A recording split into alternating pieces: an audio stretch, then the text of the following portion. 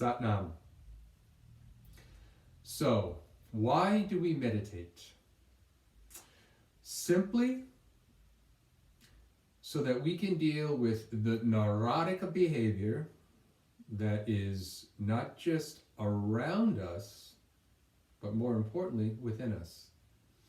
If you think about something for a moment, every single experience that you've ever had, no matter what it is, has only happened in one place, and that place is inside of you. Think about it, right? If you and I are witness to the same event, let's say we're watching a sporting event, and your team won, my team lost. Same event, same circumstances, we're going to have quite different experience from this, right? You're going to be like, hey, we're number one. You guys, you lost, right? So understanding that even the same event can have a very different internal effect on what's happening to us. So when I say that every single thing that's happened to you, to me, to all of us, has only happened in one place, and that place is inside of us. So what do we do about that? How do we change outcomes so that we're not so affected by the promotion that we didn't get, or the lost relationship, or the fact that some of us aren't earning incomes at the moment because of the coronavirus? What do you do in these situations? Do you panic? Do you allow your emotions to get ahead of you? And when that happens, that changes our breath pattern. And when our breath pattern changes, that changes the chemistry. When the chemistry inside of us changes, well, that changes how the glands are functioning. That changes how our immune system works, how our digestion works, on and on and on. So how do we stop it? How do we calm down our mind? How do we just cease? When I first started trying to meditate, which is almost 30 years ago now, I was having these issues way back then about my mind just going. So I remember this person telling me, she says, listen, just go do this very simple thing. She said, go home later tonight. She said, lie down on the floor and just follow your breath. I said, well, what do you mean? She said, well, just pay attention to yourself breathing. I was like, okay, I can do that. That's easy enough, right? So I go home that night and I lay down on the floor, and I don't think I last 20 seconds.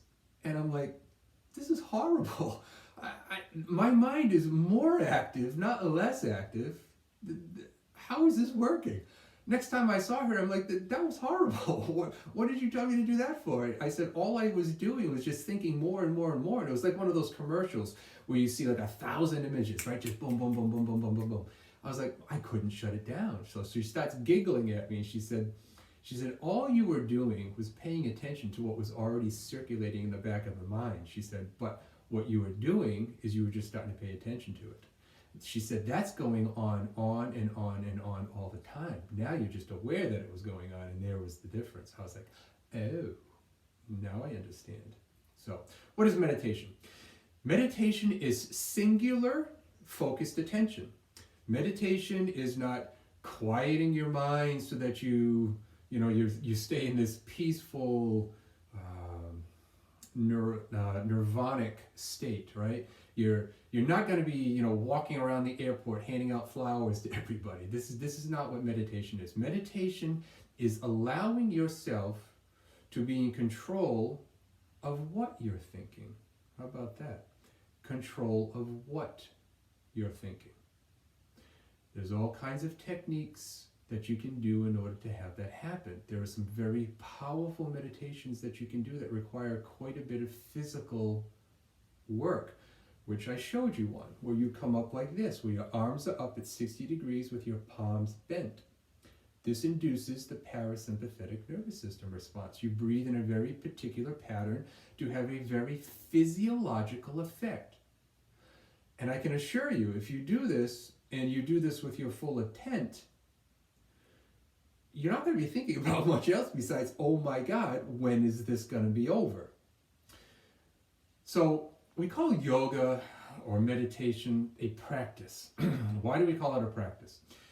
We call it a practice because that's exactly what it is. What you do here is the practice. how that practice affects you and how you interact in life when the emotions are getting out of control, when life circumstances become troublesome. This gives you the ability to be like, oh, right, I know there's something I can do for this. Or even better, when you meditate, when you do it consistently, when you do it for 40 days, you do it for 90 days, 120 days, 1,000 days. This has a cumulative effect on how your internal chemistry works. So that, again, and I've said this before, when life kind of comes at us sideways, when times become difficult, what do? Do we crumple?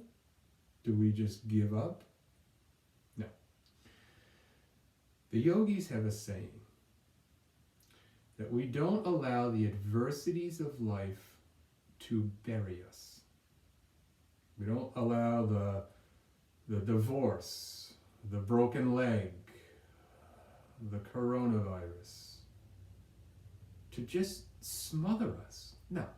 What yogis do is they take them and they stack them on top of each other so they get a better view. And that's the idea. The idea is that if you can use all of your life experiences and you can stack them on top of each other, learn from the ones that were painful, learn from the ones that were joyous. Each and every event that happens to us is unique. And out of that uniqueness, we can create. And out of that creation, we can choose what we want to create.